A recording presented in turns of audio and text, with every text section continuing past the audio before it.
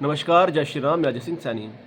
आज का मेरा संदेश हमारे जम्मू के युवाओं से है। आप जानते हैं कि किस तरह से पाकिस्तान जो है यहाँ पर मिलिटेंसी फैलाकर जम्मू कश्मीर का माहौल ख़राब कर रहा है और हमारे भारत को कमज़ोर कर रहा है अंदर से।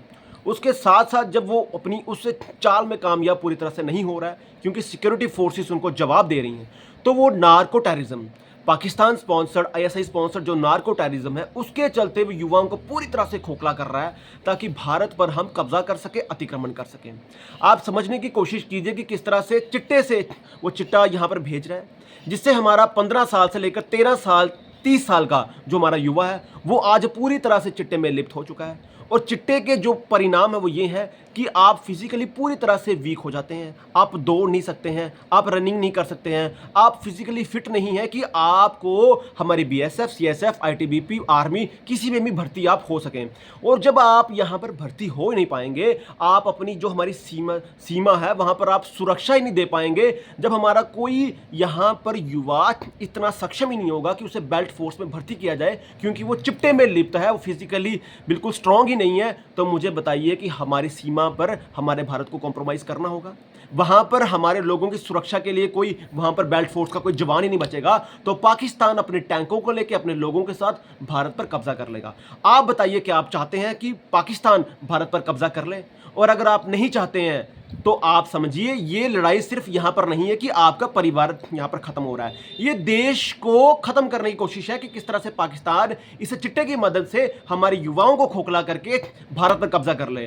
तो मैं अपने युवाओं से, अपने अपने देशभक्त भाइयों से और खासकर अपने जम्मू संभाग के युवाओं से पूछना चाहता हूं, क्या आप चाहते हैं कि पाकिस्तान हमारे जम्मू पर, हमारे भारत पर कब्जा कर ले? अगर आप चाहते हैं तो आप चिट्टे का सेवन कीजिए, अगर आप नहीं चाहते हैं तो चिट्टे को छोड़ने के लिए आपको अपने आप पर संयम बनाना होगा, कंट्रोल बनाना होगा, जिसमें हम आपका साथ भी देंगे।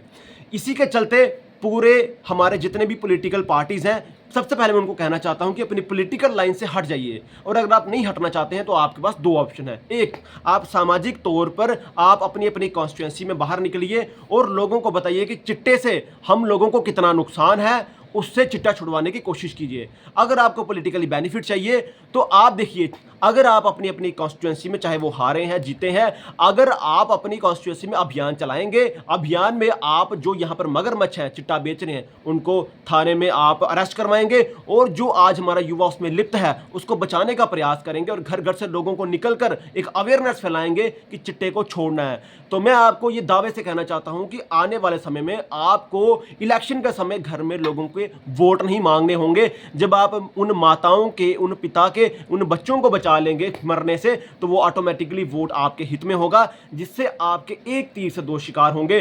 देश भी बच जाएगा, वो लोग बच जाएंगे और आप ना पॉलिटिकली जो आपका करियर है वो भी सिक्योर हो जाएगा और आप जरूर कहीं ना कहीं कॉर्पोरेटर, कहीं ना कहीं आप एमएलए चुने जाएंगे। तो इस सोच से, इस विचारधारा से, पॉलिटिकल लाइन के हटके या उनको बीच में रख के आप एक संकल्प लीजिए कि आपको जम्मू कश्मीर को बचाना है, आपको अपने मंदिरों के शहर जम्मू को बचाना है। इसके लिए आपको जो हमारा अभियान है उस अभियान में एकजुट होकर, साथ मिलकर इस अभियान में चिट्टे को, जम्मू को चिट्टे से मुक्त करवाना है और उन मगरमच्छों को अंदर करवा के जम्मू के मंदिरों के शहर को बचाना है। धन्यवाद। जय श्री राम।